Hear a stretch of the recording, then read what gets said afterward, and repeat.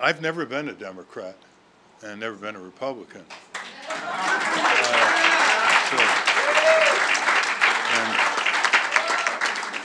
And ever since I was a youngster, I was enthralled by the role of third parties and independent candidates. And that reminded me of my father when we were 10 years old. I was 10 years old. We would have these discussions, political discussions at the dinner table. And one of the questions one day was, he said, why do you think capitalism will always survive? And that was sort of a provocative question. And so we threw out some answers, but they never were the right answers. And we said, what's the answer? He said, because capitalism will always be able to use socialism to save it. Look what's happening today. There are all kinds of definitions of socialism, and we'll get to them in the next few hours, I'm sure. But when I went down in April 1959 as a correspondent for the Christian Science Monitor to Cuba, and Fidel Castro had just taken over. It was his third or fourth month, and I had an interview with him, and I said, what are you going to do with the corporations, which tore Cuba apart, and the gambling interests and the sugar companies, and well, we all know what happened. And I said, what are you going to do with the corporations? He said, well, we'll see how they behave. And at the time, I knew what he was talking about because they weren't going to behave for sure.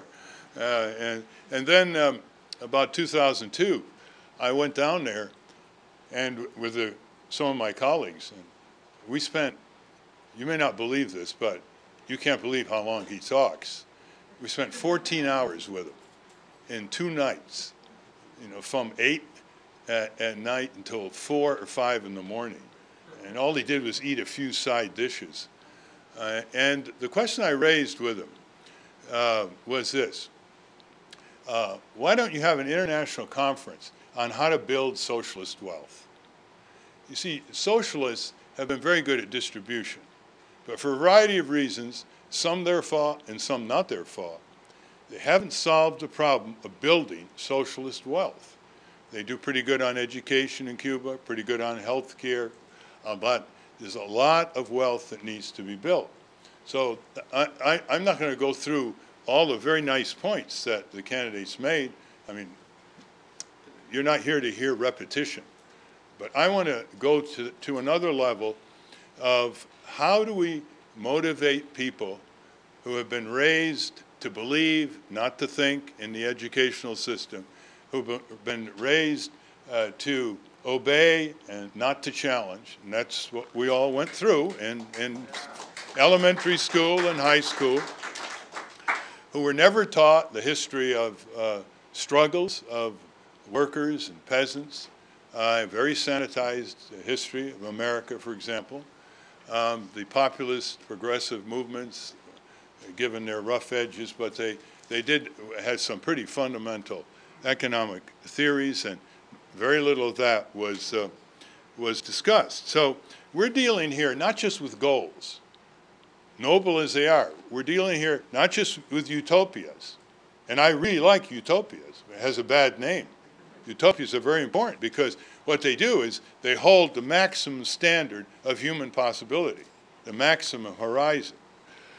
But what really has to be analyzed is how do you motivate citizens to move toward their goals at a time when tens of millions of Americans are so demoralized because of their condition, how they've been brutalized and disrespected and excluded and underpaid and overcharged and had their children pulled out from under them and commercialized without any protection by the state against these corporate marketeers, violent programming, junk food, junk drink, poisoning their minds and their bodies at age 3, 4, 5, 6, 7, and the government not doing anything about it. They're stealing the next generation from us in the most Pavlovian fashion. And so we can go all through all of those. And then the question is, how do you cut the power of these corporations? Now, one of the first things we have to do is talk about stripping the corporations of their constitutional rights, which they now have in equality with human beings. And with human beings. Just imagine this. An artificial entity called the corporation that has no allegiance to communities or to countries or to the world or to the people has the same constitutional rights than real human beings. And as you know, that was done by a rogue Supreme Court decision in 1886 and then followed with other Supreme Court decisions. Corporations should constitutionally be prohibited, and there's no word corporation in our Constitution, constitutionally prohibited from engaging in politics, from engaging in elections, and from lobbying as an entity. Prohibited, period. It's interesting that actual Business Week came out with an editorial in 2000 saying corporations should get out of politics. Now that's something people really resonate to, because you should say the only people who should have constitutional rights are people. Yeah. People. So, I look forward to the Peace and Freedom platform elaborating that a little bit more. By the way, I just came from Utah, where I was required by Utah law to physically be there in order to get on the ballot. Physically be there. You know, I don't see Obama or McCain having to be physically in Utah. And I have to swear, you know, the requisite words, and here's what I swore to. I, Ralph Nader, declare my intention of becoming an unaffiliated candidate for the political group designated as Peace and Freedom for the office of President of the United States. As you know, we're helping your colleagues to get, your associates to get on the ballot in Iowa. And so how do you cut the ground out from corporations in ways that people resonate with their daily rhythms, with their daily values? And I want to just give you a quick list. When you have single-payer health insurance, you eliminate the health insurance companies, period. The majority of the American people support full Medicare, government insurance for all, and a new poll in April says that 59% of the physicians support single-payer. So that's the end of the health insurance companies in that area.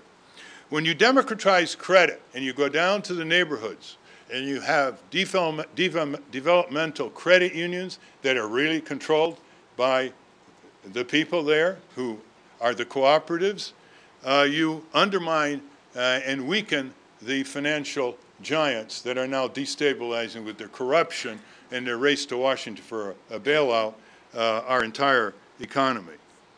When you decentralize energy and you have local solar energy and energy efficiency producing huge amounts of jobs in the local community, you drain away the power of the coal and oil and gas companies. When you have decentralized agriculture, you replace the agribusiness giants. Huge support for small farmers, farm to consumer markets, etc. When you engage in this kind of displacement, you are really not having to go into all kinds of frameworks that people are not understanding, have been propagandized against. But what does it do? It shifts power from the few to the many in the daily control of people's lives over their own lives. That's the key.